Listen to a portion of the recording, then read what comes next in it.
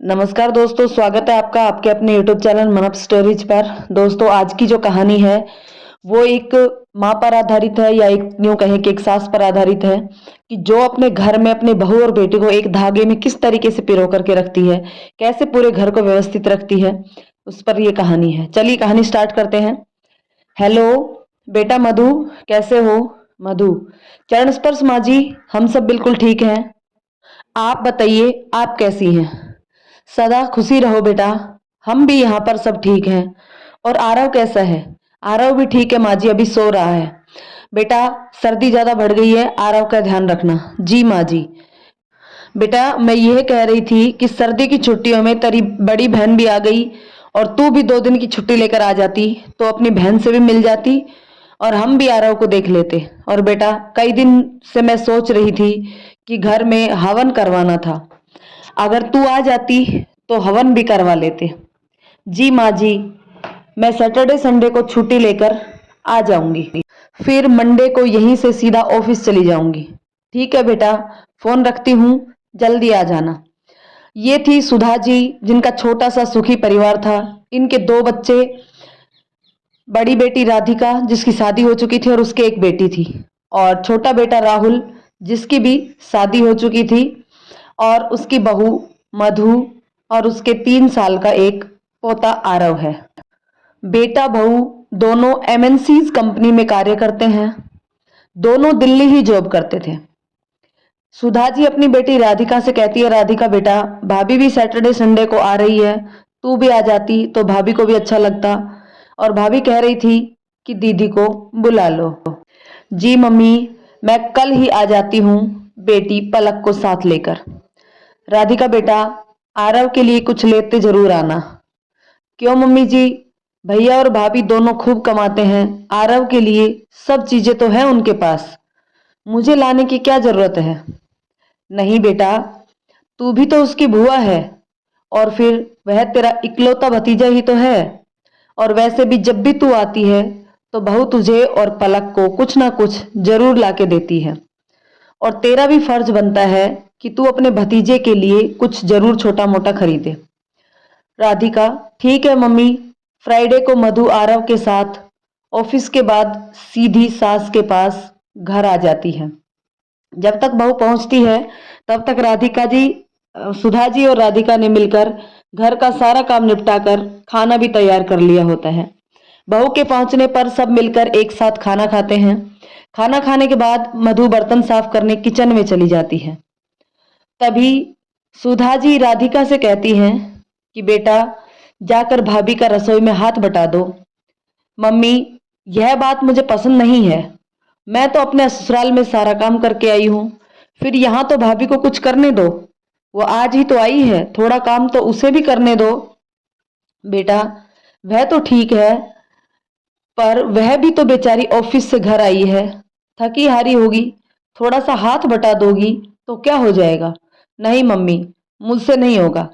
कोई बात नहीं बेटा, मैं जाती हूँ, कहकर सुधा जी अपनी बहू मधु का हाथ बटाने किचन में जाती है। तो मधु कहती है, मम्मी जी आप आराम कीजिए, मैं कर लूंगी। बर्तन साफ करके मधु, सुधा जी और राधिका बैठकर कुछ बातें करती हैं। फिर सुधा जी कहती है, बेटा अब जाओ और जाके सो जाओ, सुबह जल्दी उठना है, सुबह हवन भी करवाना है, और सुबह जल्दी ही मेहमान आ जाएंगे तो उनकी खातिरदारी भी करनी है। जी माँ जी, कहकर राधिका और मधु दोनों सोने चली जाती हैं। जल्दी सुबह उठकर छोटा मोटा काम निपटाकर सुधा जी कहती है, मधु बेटा अब तुम नहा लो, और मधु नहाने चली जाती है। जब सुधा जी किसी काम से मधु के कमरे में जाती हैं तो देखती है कि मधु ने सिंपल कपड़े पहने हुए हैं और एक हल्की सी चैन गले में डाले हुए है। तो सुधा जी कहती है, बेटा इतने सिंपल कपड़े क्यों पहने हैं? घर में फंक्शन है तो थोड़े अच्छे कपड़े पहन लेती, और चैन की जगह हल्का वाला हार पहन लेती। मम्मी जी, यहाँ तो यही कपड़े थे, हैवी कपड़े मैं लेकर नहीं आई, और जब शादी में गई थी तो हार भी वही दिल्ली ही रह गया था, तो वह भी मेरे पास अब नहीं है। कोई बात नहीं बेटा, मैं अभी आती हूँ, कहकर सुधा जी अपने कमरे में अपनी साड़ी निकालने के लिए जाती है। तभी उसकी नजर राधिका की अटैची पर पड़ती है। उसमें बहुत ही सुंदर साड़ी उसको नजर आती है। राधिका जी मधु को वह साड़ी ला करके दे देती है और एक हल्का सा हार ला करके भी दे देती है और कहती है बेटा ये है, राधिका ने दी है साड़ी, तू पहन ले। जैसे ही मधु साड़ी पहनकर बाहर आती है तो राधिका उसे देखकर नाक बहुत सिकोड़ने लगती है और मन ही मन सोचती है भाभी ने मेरी साड़ी मुझसे बिना पूछे कैसे पहन ली। और वह अपनी माँ के पास जाकर बोलती है, माँ यह क्या, भाभी ने मेरी साड़ी क्यों पहन ली। तब माँ कहती है बेटा मैंने ही तेरी भाभी को ये साड़ी दी है क्योंकि वह अपने कपड़े दिल्ली ही छोड़ आई थी और उसके पास यहाँ पर हल्के कपड़े थे और मैं चाहती थी कि आज फंक्शन है तो वो थोड़े हैवी कपड़े पहने, मुझे बहुत अच्छा लगेगा, इसलिए मैंने तेरी साड़ी उसे दे दी। वैसे भी बेटा वो तेरी पुरानी साड़ी थी, पर माँ यह साड़ी मुझे बहुत पसंद थी और यह मैंने यहाँ पर एक बार भी नहीं पहनी थी। एक बार देने से पहले मुझसे पूछ तो लेती। बेटा कोई बात नहीं, मैं तुझसे पूछ भी लेती, पर तू नहाने गई थी इसलिए मैंने बहू को तेरे बिना पूछे ही वह साड़ी निकाल कर दे दी। राधिका वहां से चली जाती है और अपने कामों में लग जाती है। इसी प्रकार घर का वो फंक्शन का कार्यक्रम भी खत्म हो जाता है। शाम को सब एक जगह बैठते हैं, तभी मधु आती है और आकर राधिका को वह साड़ी वापस करके कहती है, थैंक यू दीदी, आपने मुझे ये कब साड़ी पहनने को दी, आपका दिल बहुत बड़ा है। राधिका अपनी माँ की तरफ देखती है और मुस्कुराते हुए सोचती है कि जरूर माँ ने भाभी को ये साड़ी देते हुए कहा होगा कि यह साड़ी राधिका ने तुम्हें पहनने के लिए दी है। तभी राधिका कहती है, थैंक यू भाभी, सोने की अंगूठी के लिए, और अंगूठी दिखाते हुए कहती है, देखो ना भाभी ये कितनी सुंदर लग रही है।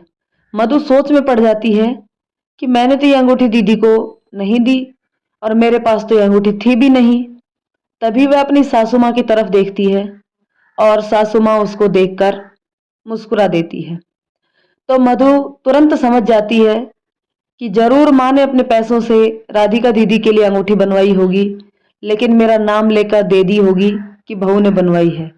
तभी वहां आरव आता है और भुआ भुआ करके भुआ से लिपट जाता है और कहता है, बुआ जी आप मुझे कहानी सुनाओ, आज मैं आपके पास ही सोऊंगा।